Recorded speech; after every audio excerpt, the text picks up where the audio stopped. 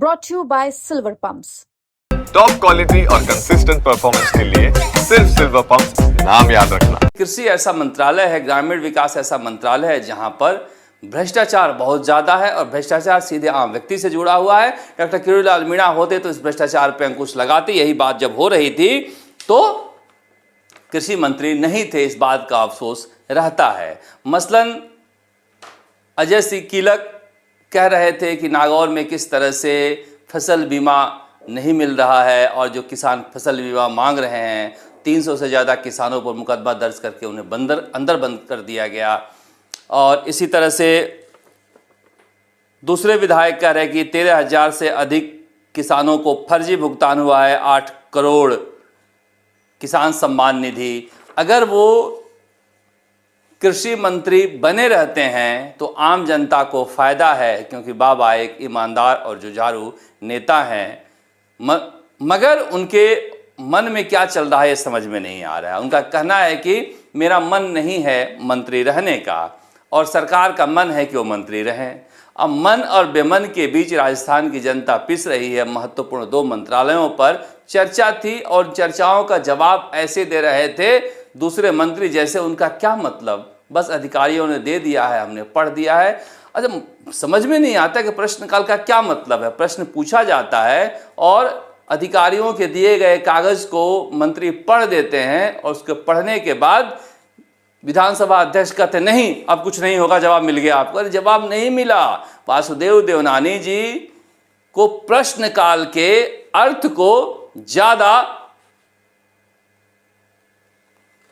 भावार्थ वाला बनाना पड़ेगा, इसे रूटीन में निकालने का काम कर रहे हैं। जैसा कि मैं देख रहा हूं तो मुझे समझ में आ रहा है कि वो पूछता कुछ और है, जवाब कुछ और मिलता है और फिर विधानसभा अध्यक्ष कहते हैं बैठ जाइए, जवाब मिल गया आपको। ये ऐसे मसले हैं। मगर सुनते हैं जितेंद्र कुमार गोठवाल क्या कर रहे हैं, खंडार से आने वाले विधायक। सरकार के बड़े नेताओं ने जमीन के घोटाले करने का काम किया था, उसमें अपने चाहितों को जमीन देने का काम किया था, उसमें नेताओं ने रणथंभौर में आकर बड़े बड़े होटलों को किसानों की जमीन को कन्वर्ट कराकर और होटल बनाने का। अब सवाल ये उठता है कि जितेंद्र गोठवाल जी सरकार बने 1.25 साल से ऊपर हो गया, कब तक ये आरोप लगते रहेंगे विधानसभा में? अगर बड़े बड़े नेताओं के बड़े बड़े बेटों ने रणथंभौर में ज़मीनें लेकर होटलें बनाई हैं तो उसे रद्द करवाइए, जेल भेजवाइए। मगर पता नहीं क्यों बीजेपी विपक्ष वाले मोड से बाहर निकल ही नहीं रही है।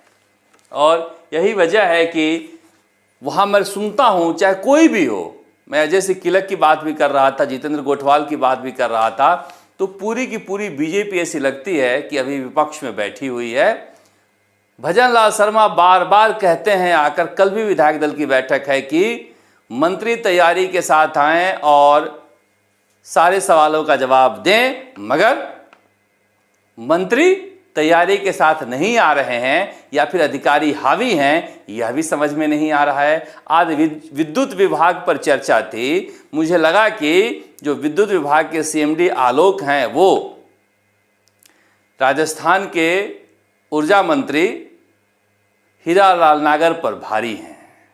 हीरालाल नागर को इतना ज़्यादा विभाग के बारे में जानकारी नहीं है। अगर ऐसी बात है तो अधिकारियों से ही जवाब दिलवा दिया जाए। तो हीरालाल नागर का आज फंसना देखकर मुझे लग रहा था कि भजन लाल शर्मा को कहना चाहिए अपने अधिकारियों से कि मंत्रियों को पूरा ब्रीफ करें, सिर्फ अधिकारी ही सरकार ना चलाएं।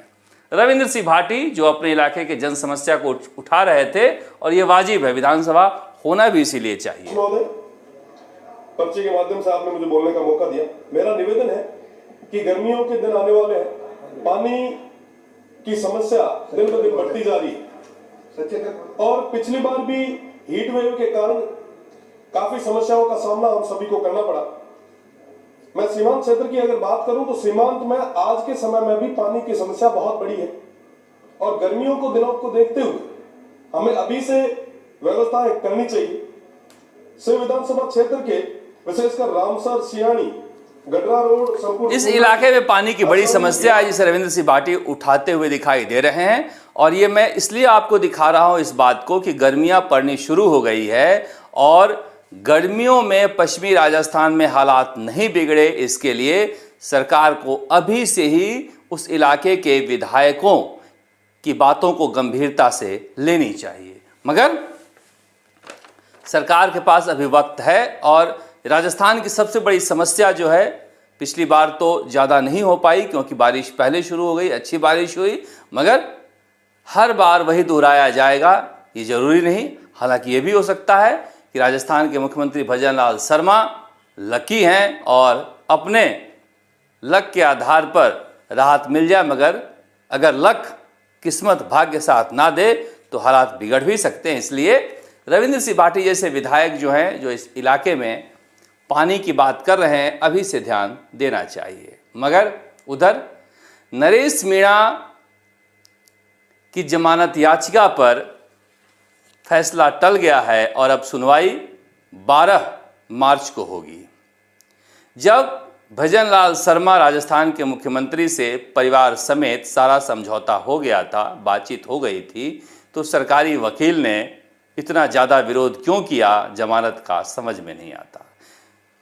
कोई अपराधी होते तो हम कहते ही सरकार को पुरजोर विरोध करना चाहिए, युवा नेता हैं और बार बार मैं कहता हूं कि हमारे कानून व्यवस्था है या फिर हमारा जो संविधान है, दंड विधान है, वो सुधारात्मक है, दंडात्मक नहीं है। इस लिहाज से जो कुछ समझौता हुआ है ये मुख्यमंत्री की इज्जत की बात है, उनके इकबाल की बात है, उसका सम्मान होना चाहिए और सम्मान होता हुआ कोर्ट में दिखना भी चाहिए।